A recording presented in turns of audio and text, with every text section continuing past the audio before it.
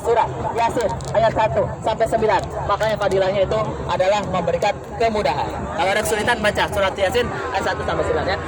Lalu bahkan karena kesal itu ada tanah dipercikan ke kepala mereka. Mau membunuh saya. Rasulullah pergi akhirnya mendatangi rumah Sayyidina Abu Bakar di Siddiq.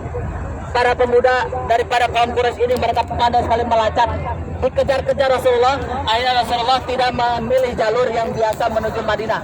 Kenapa? Karena di Madinah mendengar ada yang siap menandingi Rasulullah, menjadikan Rasulullah pemimpin. Ya, mereka mendambakan pemimpin karena sudah diadu domba oleh Yahudi selama 8 generasi. Di sana di Mekah ada ahli ada nabi terakhir itu Nabi Muhammad, kita jadikan dia sebagai pemimpin. Maka Rasulullah hijrahlah ke Madinah. Itulah satu hijrah peristiwanya ya. 13 tahun setelah dakwah. Kemudian Rasulullah diberikan petunjuk untuk naik ke atas gunung ini, namanya adalah Jabal Sur Abdul Manaf ya, disebutkan daripada Bani Manaf. Naik ke atas Rasulullah SAW selama 3 hari 3 malam bersama Sayyidina Abu Bakar itu Jabal Sur. Naik ke atas lalu kemudian masuk ke, masih dikejar terus, jejaknya kelihatan. Akhirnya masuk ke dalam gua. Di atas itu ada gua. Ya, ada gua. Rasulullah di sana berdiam diri selama 3 hari 3 malam. Kemudian datanglah pemuda yang menghunuskan pedang siap membunuh Rasulullah, tetapi Rasulullah diberikan bala tentara bantuan yang tidak kuat, yang lemah, yaitu adalah sarang laba-laba dan juga burung yang di dalam sangkarnya yang sedang bertelur. Sarang laba-laba ini besar, disangka oleh yang mencari Rasulullah itu, yang ingin membunuhnya, tidak mungkin ada orang di dalam.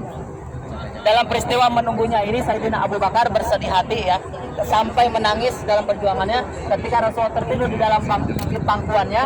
Ada sebuah lubang, keluar ular, ditutup oleh kakinya Sayyidina Abu Bakar, lalu dipatuk kakinya. Menangis, tidak mau bersuara karena khawatir Rasulullah bangun, saking cintanya ya. Dan dia tidak mau membangunkan karena Rasulullah sangat lelah, dikejar-kejar, hendak dibunuh. Sampai naik ke atas gunung. Kira-kira ibu-ibu sanggup naik ke atas? Bapak-bapak sanggup naik ke atas? Itulah perjuangan Nabi dari kita, Nabi Muhammad SAW, dan kita umatnya. Nah, ketika dipatuk akhirnya menangis, keluar air mata. Kemudian turun ayat A'udzubillahi minasyaitonir rajim, la tansuruhu faqad nasarahullahu id akhrajahu alladziina kafaru thaniyas naini id huma fil ghari id yaqulu li sahbihi la tahzan innallaha ma'ana. Ya. Jika kamu tidak menolong ya Muhammad, maka sesungguhnya Allah telah menolongnya. Jadi yang menolong Muhammad itu Nabi SAW adalah Allah. Ketika orang-orang kafir musyrikin Mekah mengeluarkannya dari Mekah, sedang dia salah seorang dari 2 orang. Siapa satu orangnya? Nabi Muhammad, yang kedua adalah Abu Bakar Siddiq. Ketika keduanya berada dalam gua, di waktu dia berkata kepada siapa yang berkata Nabi Muhammad, la tahzan innallaha ma'ana, janganlah kamu berduka cita, sesungguhnya Allah berserta kita. Maka Allah memberikan keterangan kepada Muhammad dan membantunya dengan tentara yang kamu tidak melihatnya. Apa itu? Sarang laba-laba dan juga burung. Dan Allah menjadikan orang-orang kafir itulah yang rendah. Itu Muhammad kita bunuh, diledakin, diusir, padahal kata Allah Subhanahu Wa Taala yang ditinggikan itu adalah Nabi Muhammad, sedangkan yang direndahkan oleh adalah orang kafir. Allah Maha Perkasa lagi Maha Bijaksana. Ya, setelah tidak mendapatkan hasil, akhirnya kaum Quraisy ini pergi. Rasulullah melaksanakan perjalanan ke Madinah. Ya, itu dibantu oleh seorang sahabat menggunakan unta.